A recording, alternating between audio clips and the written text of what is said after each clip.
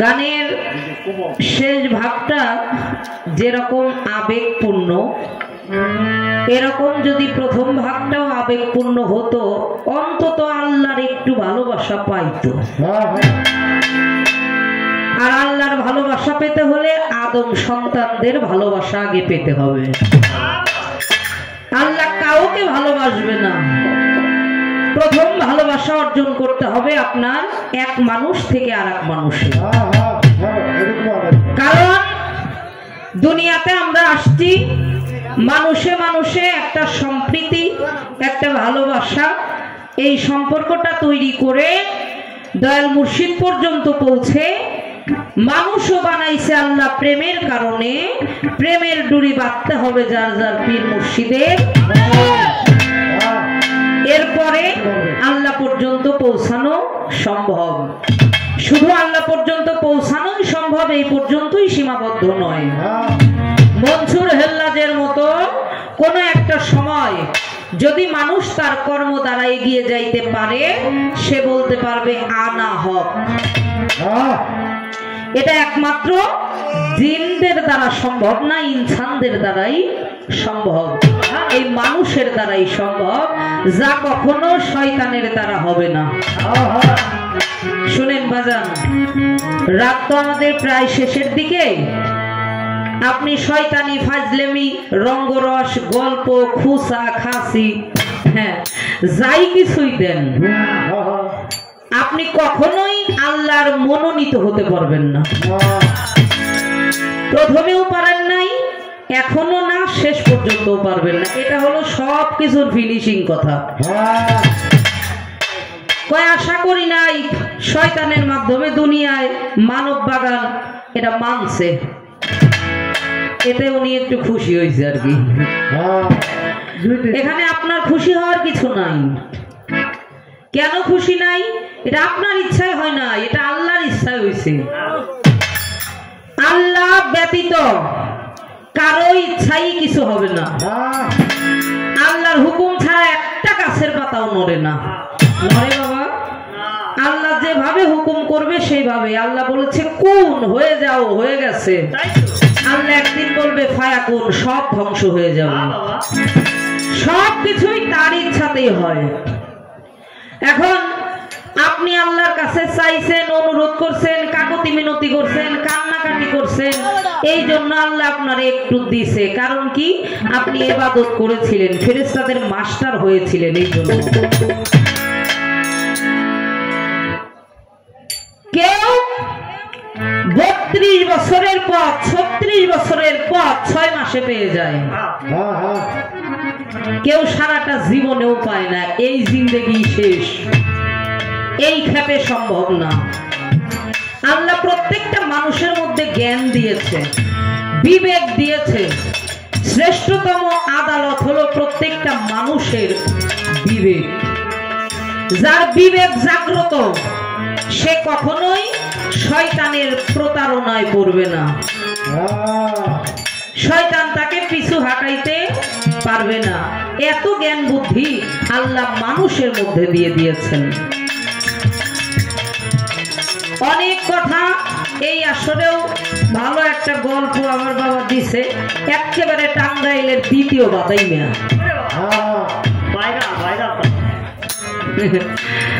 ভালো বাবা, এরকম করেন, সমস্যা নাই। কিন্তু আপনার পরে আগামী প্রজন্মে আদেও কেউ আসবে কিনা বলা যায় না। আদেও এরকম বাদাই মার কারো পাবো কিনা বলা যায় না। কয় তোমার মধু পাকছে, 10 বছর ধরে বিয়ে হইছে, একটা মাত্র মেয়ে। একটা মেয়ে হতে তো আর 10টা বছর লাগে না। তাহলে যারা অপচয় করে, অপচয়কারী হলো শয়তানের ভাই, শয়তানের বার্তাবাহক। আবার পবিত্র কোরআন শরীফের মধ্যেও আল্লাহ পাক জবানে ঘোষণা করেছেন, যারা ঘোলা পানি বেশি অপচয় করে তারা নিঃসন্দেহে জাহান্নামী। যা পবিত্র কোরআন, আমার আপনার কারো কথা না। হ্যাঁ অবশ্যই আল্লাহ বলেছেন আমি আমানত দিয়েছি, এই আমানতকে তোমরা খিয়ানত করিও না। আমানত খিয়ানতকারী শয়তান। তাহলে এই আমানতটা রক্ষা করার জন্যই একজন খলিফার কাছে আসতে হয়। আমরা আসছি। আমানতটা কি? যা একমাত্র মানুষকেই দেওয়া হয়েছে। এটা কোনো মানুষ ছাড়া পশু পাখি জিন কারো মধ্যে দেওয়া হয় নাই। এটা হলো রতি আমানত, যা দ্বারা মানুষ পয়দা হয়। এই আমানতের যত্ন করতে বলা হয়েছে। চাপা চুপা ভাইয়া যায়, বাবা আপনিও কি আমারে ওই দলে নিলেন? আপনার চাইতে ভালো আমারে চেনে কে? এই দুঃখটাই থোয়ার জায়গা পাইলাম না বাবা। নামবো জলে সাঁতারও খেলিব, অঙ্গেতে না লাগাবো জল। এই জায়গার মধ্যে পৌঁছাইতে হবে। মার্ডার কেসের আসামি দেহ থেকে বিয়োগ হয়ে গেল, আমার দ্বারা হত্যা হলো, আমি মার্ডার কেসের আসামি। তাহলে শয়তান আমার খুব নিকটতম। এই শয়তানকে আপনার বিতাড়িত করতে হলে শুধু আউযুবিল্লাহ কাজ হবে না। এই জায়গাটার কর্মগুলোই সম্পূর্ণ আলাদা, সম্পূর্ণ আলাদা। আপনি ঘুম থেকে বিছানায় উঠে বসবেন, বিছানায় উঠে বসেই সর্বপ্রথম আপনার কাজ কি? আপনি আপনার গুরুবর্জকটা সামনে এনে গুরুবর্জকের উপরে একটা ভক্তি দিয়া এরপরে পা দুইটা মাটিতে নামান। মাটিতে একটা ভক্তি দিয়ে আপনার সকালের যাত্রা আপনি শুরু করেন। সারাদিন আপনার পিছনে শয়তান আসতে পারবে না।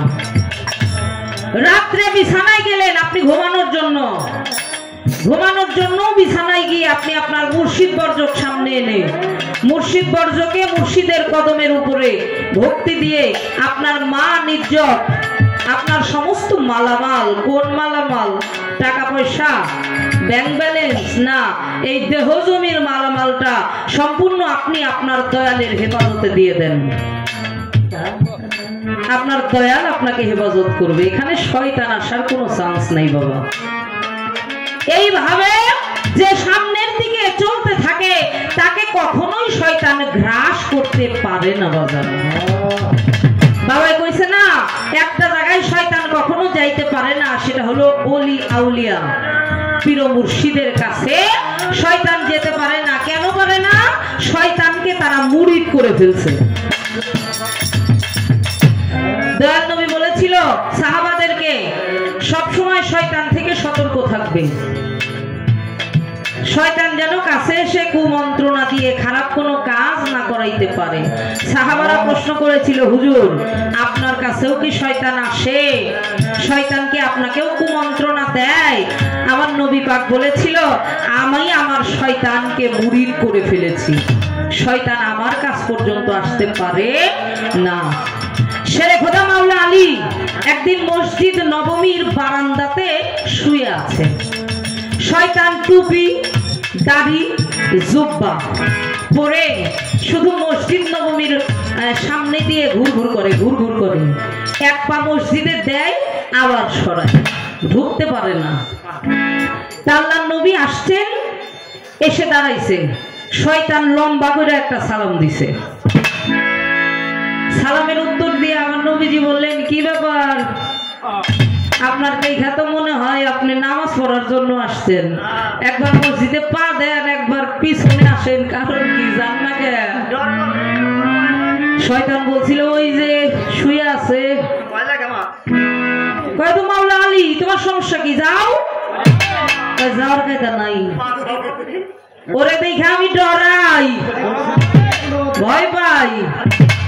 শুনেন, আল্লাহর ওলিরা যদি ঘুমায়ও থাকে এরপরেও শয়তান তার কাছে পৌঁছাইতে পারে। মাওলা আলীকে দেখে খুব ভয় পায়। কেন জানেন? এক লোক নতুন নতুন বিয়া কইরা নিয়ে বাড়ি যায়, সুন্দর বউ। ওই যে শয়তান কইছে না, যে যারা বেমুরিদান ওগো বউ আমার বউ, ওগো বাপ মা আমার বাপ মা, ওগো শ্বশুর শাশুড়ি আমার শ্বশুর শাশুড়ি, তো ওই লোকের রূপ ধারণ করে এক পাশে অরিজিনাল স্বামী, মাঝখানে বউ, আর এক পাশে ওই যে শয়তান স্বামী রূপ ধারণ করছে। অরিজিনাল স্বামী এক হাত ধরে টানে আমার বউ, শয়তান এক হাত ধরে টানে আমার বউ। আর মেয়েটা পড়ছে নি বিপদে। দুইজন স্বামী একই চেহারা, অরিজিনাল কোনটা ডুপ্লিকেট কোনটা ওই নারী তো চিনে না।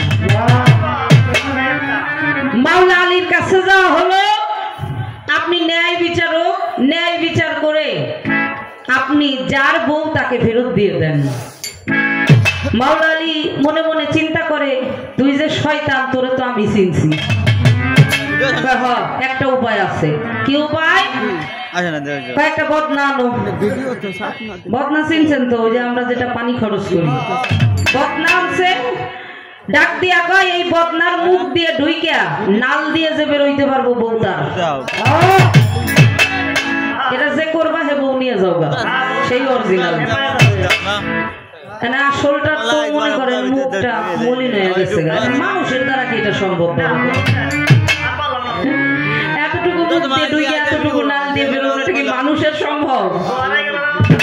শয়তান ডাক দিয়া কয়, কয়বার? কয়বার না, তুমি একবার গেলেই হবে। যে নাল দিয়ে ঢুকা, মুখ দিয়ে ঢুকে নাল দিয়ে বেরোইতে গেছে, থাবা দিয়ে ধরছে দুই হাতের কবজি দিয়ে, তখন মুখটা এবং নালের মুখটা ধরছে, আর বাড়াইতে পারে না, জানটা যায় যায় ভাব। শয়তান ডাক দিয়া কয়, ও আল্লাহ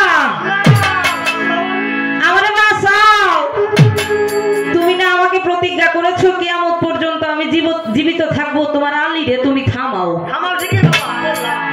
তোমার আলীকে তুমি ছাড়া কেউ থামাতে পারবে না, তুমি থামাও।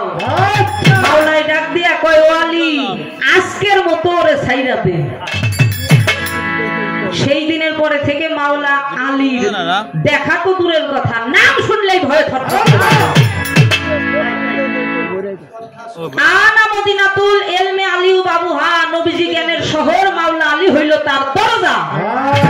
কেউ যদি বেলায়েতে পৌঁছাইতে চায়, কেউ যদি মারিফতে পৌঁছাইতে চায়, কেউ যদি কামলিয়াত অর্জন করতে চায়, কেউ যদি মাওলাইয়াত অর্জন করতে চায়, সে মাওলা আলীর ঘরটা তাকে পাশ করতে হবে।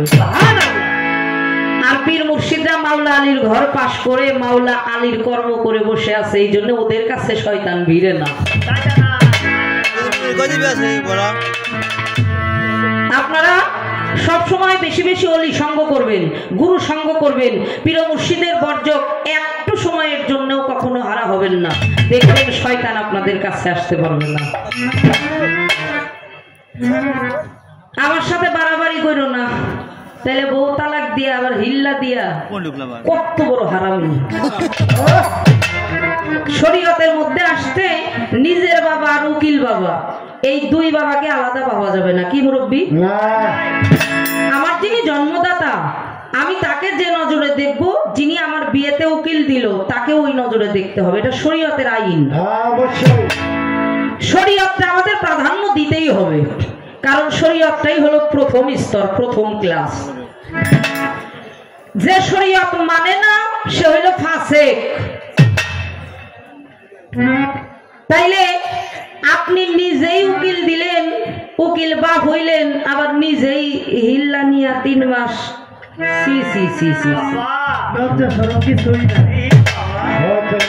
আবার কি সুন্দর করে কয়, এই সমস্ত শয়তান গো কারণেই তো এই দুনিয়াদারিতে এই সব আজা হইতেছে, এই না তো কারণেই। আরে খোদা, কই সাবধান হইও। সাবধান না হইলে আপনি কি করবেন? আমারে যেহেতু কইছেন সাবধান হইতে, আমি হমু না। কি করবেন কইরা দেখাইন, কেমন বাপের বেটা। যাদের পীর নাই তারা সেজদা করে, যাদের পীর নাই ওদের পীর হইল শয়তান। সবার পীর আছে। আল্লাহ প্রশ্ন করলেন, আল্লাহর নূরে নবীজি, নবীজির নূরে 18,000 মাখলুকাত, সমস্ত রূহকে প্রশ্ন করা হয়েছিল আমার নবী মুহাম্মদের নূর সহ, আলাস্তু বিরাব্বিকুম, আল্লাহ বললেন আলাস্তু বিরাব্বিকুম, আমি কি তোমার প্রভু নই? ইয়া কালু বালা, আমি দাস, আপনি মনিব, আপনি প্রভু। দুনিয়াতে কেউ বেমুরিদান না, সবাই মুরিদ।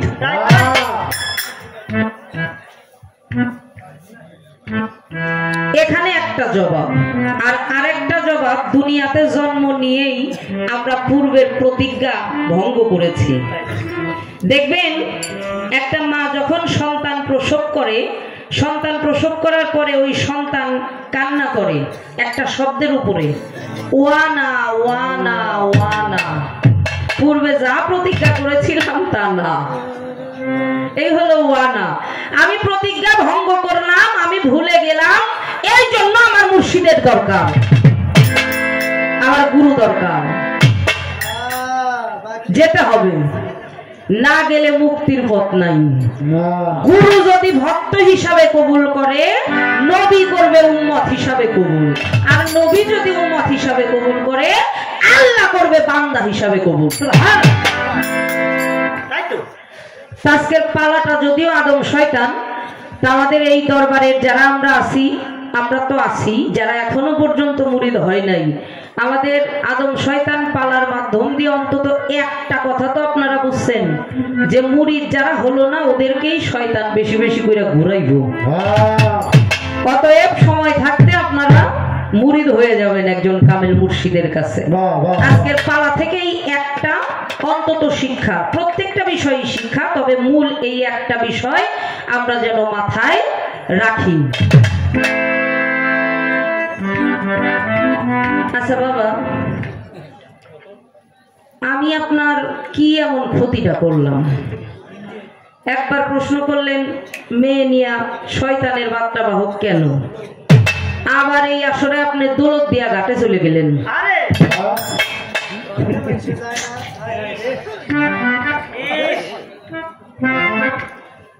আপনার কি বাতাসে চুল পাকছে? এই শ্রোতা গতিকে একটু ছায়া করবেন না, এত কথা থাকতে আপনি দৌলত দিয়া ঘাটে ঘর বাড়িওয়ালাদের কাছে গেলেন না, একদম ঠিক নাই। কালার করছে তো না, কেমন তো গোষ্ঠী, ওই গোষ্ঠীরা আর জান্নাতে নিবার পারবি না, এটা কোনো কথা হইল? জান্নাতের যিনি মালিক, যাকে ইচ্ছা তাকে জান্নাত দান করবে, এখানে আমার কোনো হাত নাই, আছে কারোর কোনো হাত নাই। আল্লাহ যদি মনে করে ওদেরকে জান্নাতে নেবে, অবশ্যই জান্নাতে যাবে। শুনেন, লালন সাইজির একটা গান আছে, কারে বলছো মাগি মাগি। এরা হলো মা, মায়ের জাত, মায়ের নজরে দেখেন মা শব্দটা যে কত মধুর, যার মা নাই সে জানে, সে বুঝে। থাকতে আমরা অনেকেই বুঝি না, মূল্যায়ন করি না। ওরাই একদল আছে ওখানে ঘর নিয়ে, শুধু দৌলত দিয়া না, বাংলাদেশে আরো কয়েকটা জায়গায় আছে। হ্যাঁ, তো যাক, আপনি যেহেতু ওই জায়গাটার নাম নিছেন বাজান, শুনেন, আমাদের গোষ্ঠীর কথা কইলেন না, আচ্ছা ভালো, এই গোষ্ঠী নয় খারাপ, আপনাদের গোষ্ঠী অনেক যায় কে, মুখটা খোলায়েন না, বাপ কইছি বাপের জায়গায় থাকেন।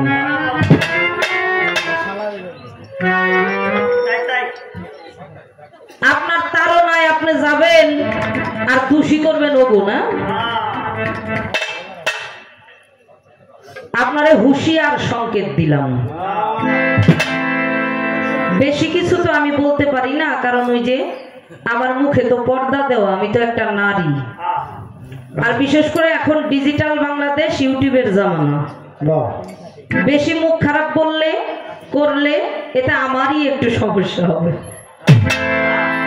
এজন্য ইশারাই দিয়ে গেলাম, আপনারা যান বিধায়ী ওরা ওই জায়গা আছে, যদি না যাইতেন ওরা ওই জায়গায় বসতি করতে পারতো না। এক কথায় জবাব শেষ। যাই করো শুধু আমার নাম নিয়ে ঘুরো। সারা বাংলাদেশ কেন, সারা বিশ্ব ঘুরে কোন মায়ের সন্তানের নাম দেখাইতে পারবেন শয়তান রাখছে? রাখে নাই। ইবলিস নাম রাখছে কারো? দেখাইতে পারবেন না। একমাত্র ইবাদত করেছিলেন বিধায় আল্লাহ পাক বলেছেন আউযু বিল্লাহি মিনাশ শাইতানির রাজিম বলে তোমরা শয়তানকে বিতাড়িত করে পথ শুরু করো, ভালো কাজ শুরু করো, যে কোনো ফসল বুনো। এটা যারা হালকা জ্ঞানী তাদের জন্য, আর যারা গভীর পানির মাছ, যারা গভীর জ্ঞানী আউযু বিল্লাহ পাঠ করতে হয় না, তারা তাদের মুর্শিদ স্মরণ করে চলে। সব সময় তারা গুরুর জয় হোক, জয় গুরু, ইয়া মুর্শিদ মাওলা, ইয়া মুর্শিদ আল্লাহ, এই নামের উপরে থাকে, এই নাম জপে, এই নাম স্মরণ করে চলে।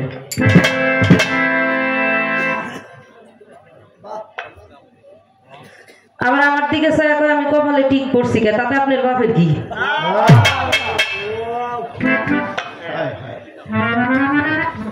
আমি টিপ পড়ি আর যা মন চাই তাই পড়ি, তাতে আপনার বাপের কি? কনসে দেখি এই বলে আমি ওনার মেয়ে, এই কি ওনার বাপের পরিচয়?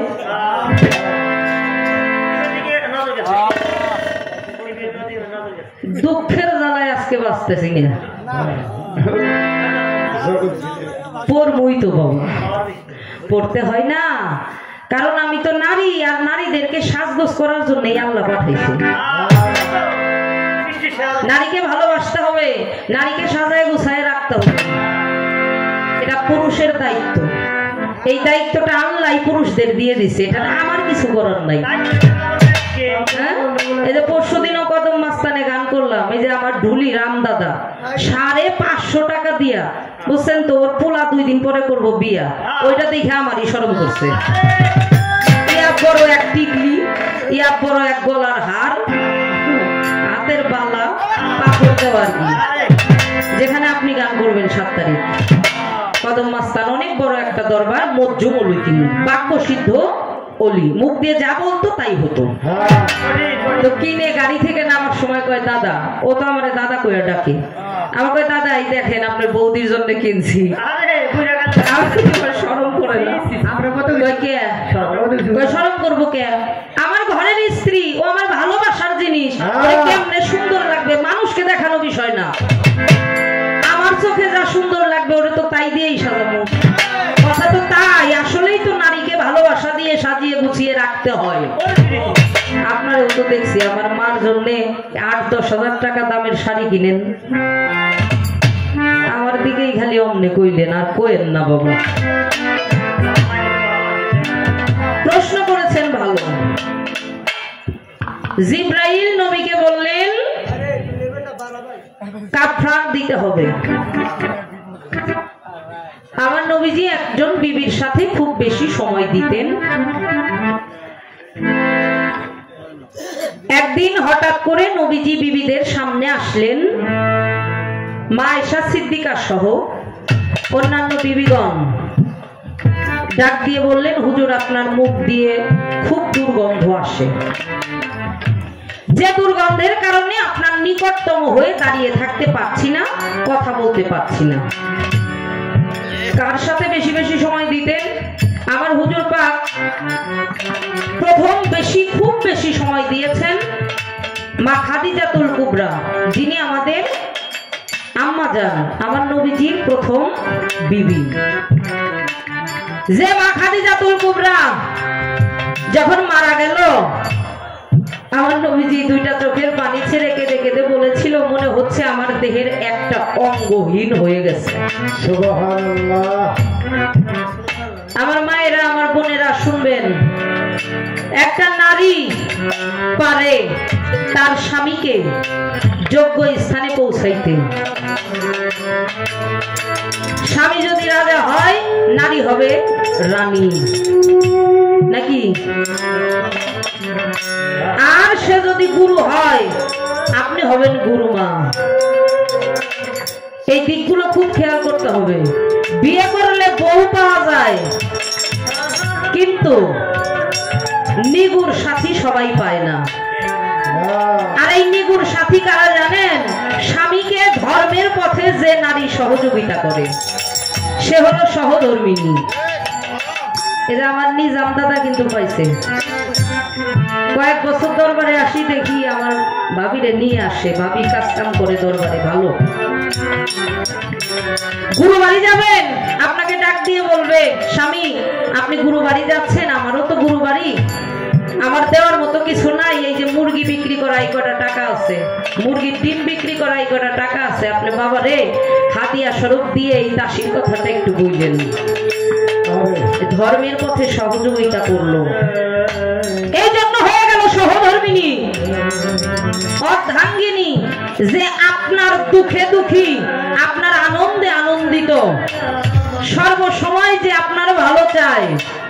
আপনি একটু কষ্ট পেলে সে পাগলের মতো হয়ে যায়। কিভাবে আপনাকে ভালো রাখবে? আপনাকে পাপের পথ থেকে সরিয়ে সব সময় ভালো পথে ধাবিত করবে। অর্ধাঙ্গিনী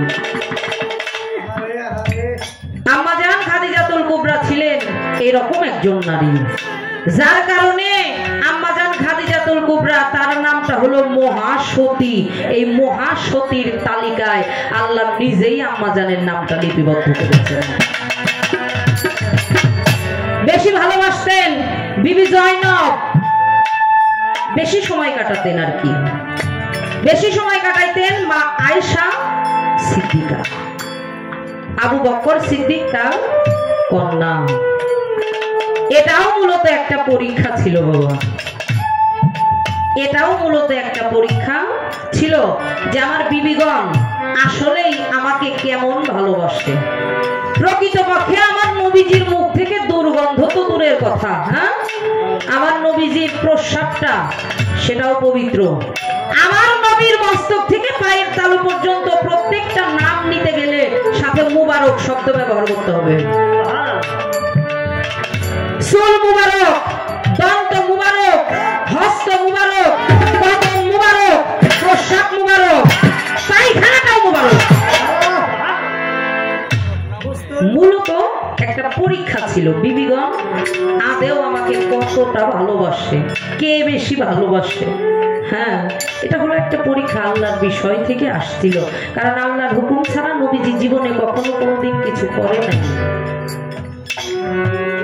এখন যখন সবাই এই একই কথা বললো, মুখ দিয়ে গন্ধ আসে, আমার নবীজি ব্যথা পাইলেন, কষ্ট পাইলেন।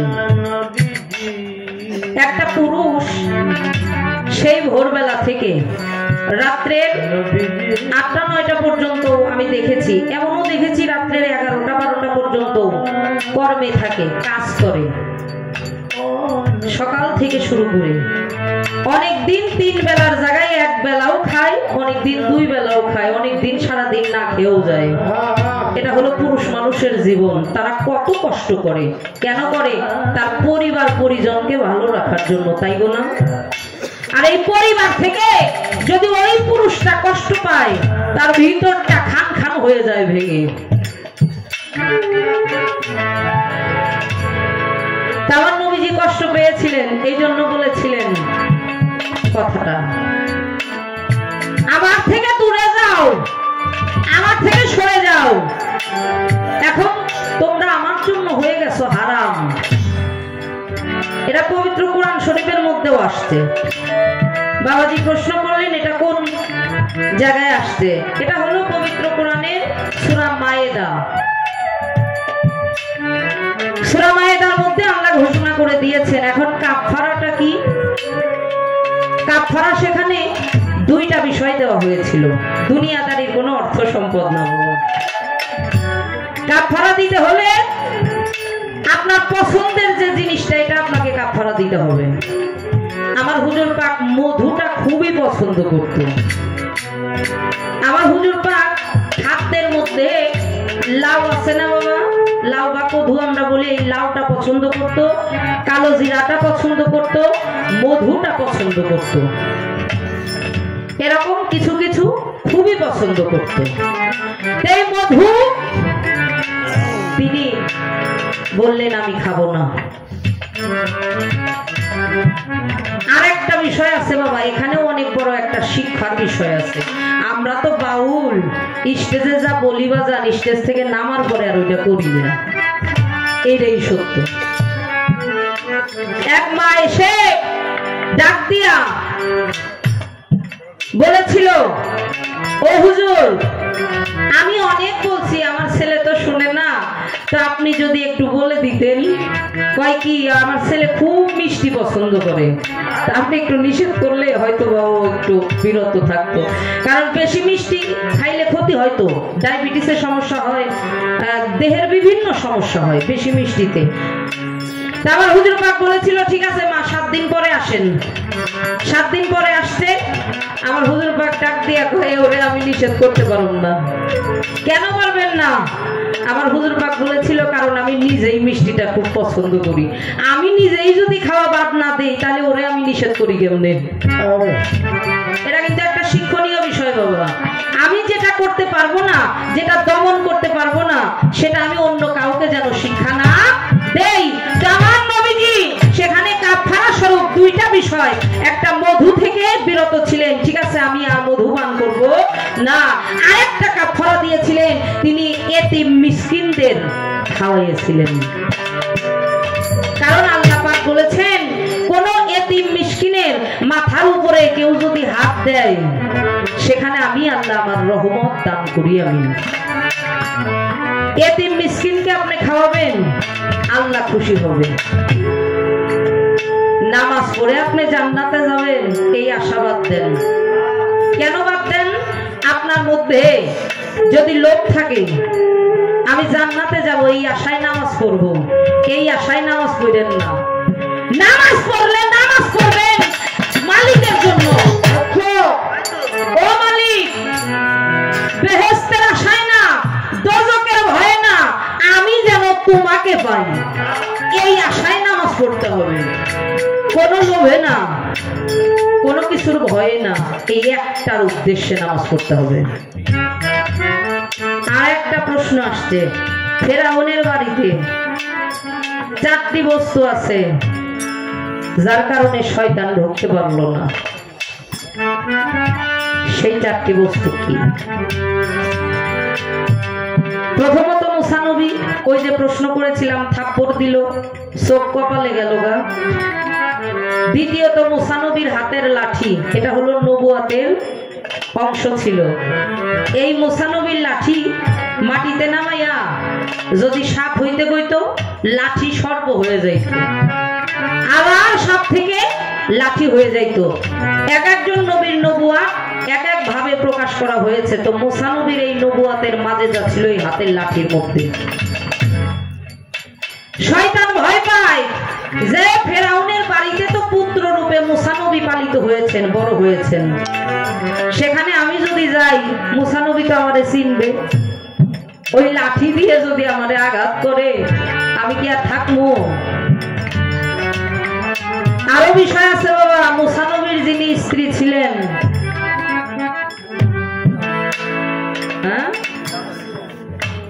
মুসা নবীর স্ত্রীর কথা বলছি, তিনিও ছিলেন আল্লাহ প্রেমী।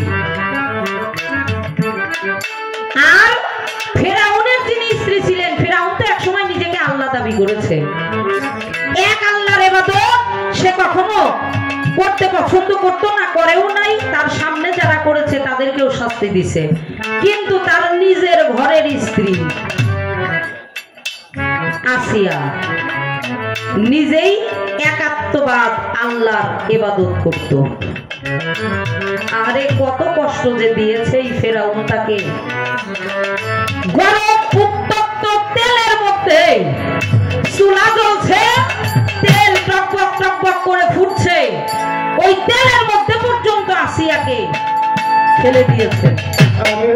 এরপরেও সে আল্লাহ নাম ভুলে নাই, এতটা আল্লাহ প্রেমিক ছিল, যার কারণে সেখানে শয়তানও যাইতে পারে নাই। ওই যে বাজান, বিশ্বাস ভক্তি থাকলে হয় মুক্তি, কি জানি কার ভাগ্যে হয়, ওই জায়গাটার এই কথাটা। তো ভালো আলোচনা, ভালো গান আমরা শুনেছি। আমি পালা থেকে একটি গানের মধ্যে আগে যাই। এরপরে আমিও সামনে আরেকটু আলোচনা করব। তবে যে কথাটা বাবা বলছে দরদিরা না, নবীজি মেরাজ থেকে আসছিলেন, আবু বকর, ওমর, উসমান সহ অন্যান্য সাহাবারা নবীজিকে বলেছিলেন, হুজুর একটু যদি মেরাজের ভাব বর্ণনা করে শোনাতে। আমার নবীজি ডাক দিয়ে বলেছিল, পানির খুব অভাব, তোমরা বেশি বেশি পানি অপচয় করিও না। যে যার বাড়ি গেছে, ওরা মনে করছে বাহ্যিক জগতের পানি, যার যেমন জ্ঞান তার তেমন ফকির।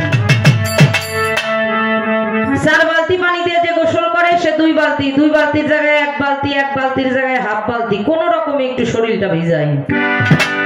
মাওলা আলীর বাড়ির দিকে তাকিয়ে দেখে 4 বালতির জায়গায় আরো 4 বালতি পানি বাড়াইছে। সবাই রাগান্বিত হয়ে আমার নবী পাকের কাছে এসে ডাক দিয়ে বলেছিল, একটা ন্যায় বিচার আপনি করেন। যে আপনার চাচাতো ভাই, যে আপনার মেয়ের জামাই, যে আপনার ভক্ত, যার সাথে এতগুলো সম্পর্ক, সে আপনার আদেশ অমান্য করছে, এর বিচারটা আমরা চাই। মাওলা আলীকে ডাকা হলো। নবীজি জিজ্ঞাসা করলো, হে আলী, ওরা যা বলে কথা কি সত্য? আমি নিষেধ করেছি পানি অপচয় করতে, তুমি নাকি বাড়িয়েছো? মাওলা আলী বলেছিল, হুজুর ওরা যা দেখছে তাই বলছে, ওদের দেখাটাও ঠিক বলাটাও ঠিক। তবে আপনি যেদিন নিষেধ করেছেন মানব দেহের 1 ফোঁটা পানি অপচয় করি নেই, কথা ওখানেই।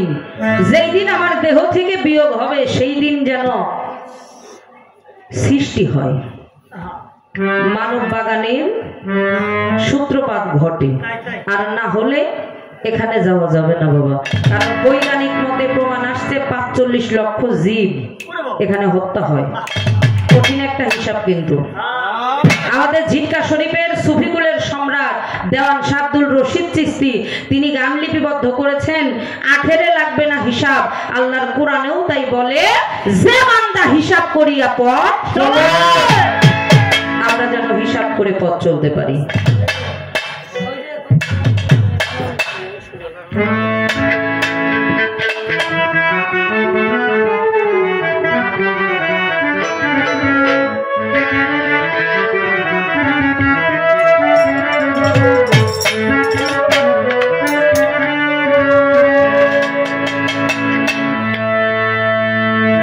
তো বাবা ভালো বলছে, আমি আমার দয়ালের গান করব, কারণ হাসান চিশতি, হালিম বয়াতি 2 জন গুরু ভাই। গুরু ভাইয়ের সম্পর্ক কিন্তু কঠিন একটা সম্পর্ক বাবা, বুঝছেন নি? খাজা বাবা তার গুরু ছিলেন খাজা উসমান হারুনি। এই উসমান হারুনির দরবারে আছেন। ওসমান হারুনির কাছে এক ব্যক্তি মুরিদ হয়ে বাড়ি আসার পথেই মানুষটা মারা গেছে। তো যখন মারা গেছে তাকে কবরস্থ করা হয়েছে। কবরের মধ্যে ফেরেশতারা যায় প্রশ্ন করে, একটা প্রশ্নের উত্তরও দিতে পারে না। যখন আঘাত করতে গেছে আমার খাজা বাবা দরবারে বসে সমস্ত প্রশ্নের জবাব দিয়ে দেয়। কথাটা কেন বলছি, আমার হাসান বাবার কাছে যারা আপনারা মুরিদ হয়েছেন, এক তরিকার ভাই আর এক তরিকার ভাই, যারা গুরু ভাই, এদের সম্পর্কটা কি দেখেন, কতটা গভীর হওয়া দরকার। সমস্ত প্রশ্নের উত্তর দিয়ে দেয়। ফেরেশতারা জিজ্ঞাসা করে, কে আপনি? মুক্তারকে প্রশ্ন করি, আপনি উত্তর দেন, আপনি কে?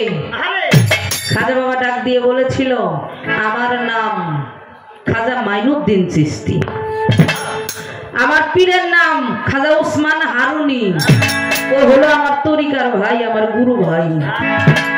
আজকে মুরিদ হয়ে বাড়ি যাওয়ার পথেও মারা গেছে, আর আমি ওর গুরু ভাই থাকতে তোরা ওকে আঘাত করবি, এটা তো আমি মানতে পারবো। এর নাম গুরু ভাই। এক গুরু ভাই আর এক গুরু ভাইয়ের সাথে দেখা হলে মেরাজ হয়ে যায়। কেন যায়? মাঝখানে এসে পীরের ছবিটা দাঁড়ায়। এজন্য দুনিয়াতে এক ভাই আর এক ভাইয়ের সাথে জমি জমা নিয়ে, টাকা পয়সা নিয়ে দেখবেন মারামারি হয়, পৃথক হয়ে যায়। অনেক জায়গায় দেখছি এক ভাই আর এক ভাইয়ের চেহারাই দেখে না।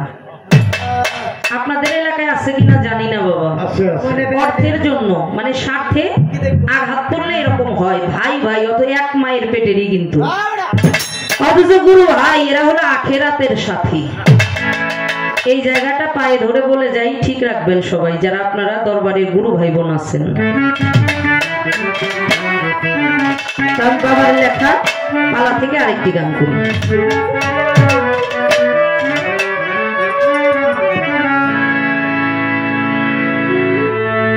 আছে খুদবে আদম খুদবে খোদা,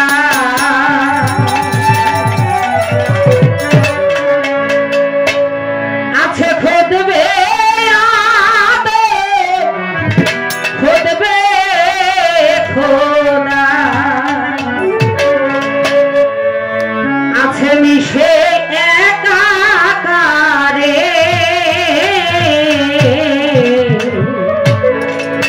খোঁজো তারে,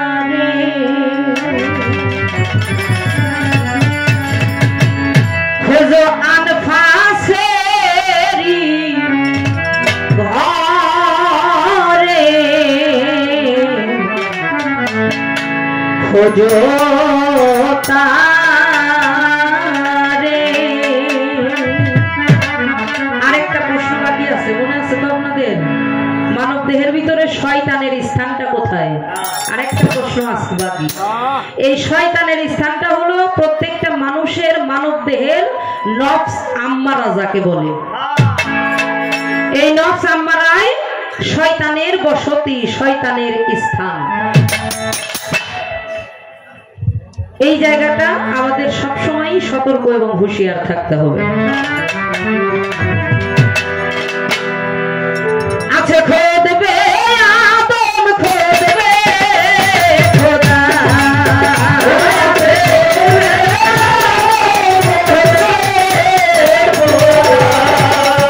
আছে খুদবে আদম খুদবে খোদা, আছে মিশে একাকারে খোঁজো তারে, আরে খোঁজো আনফাসেরি ঘরে খোঁজো তারে,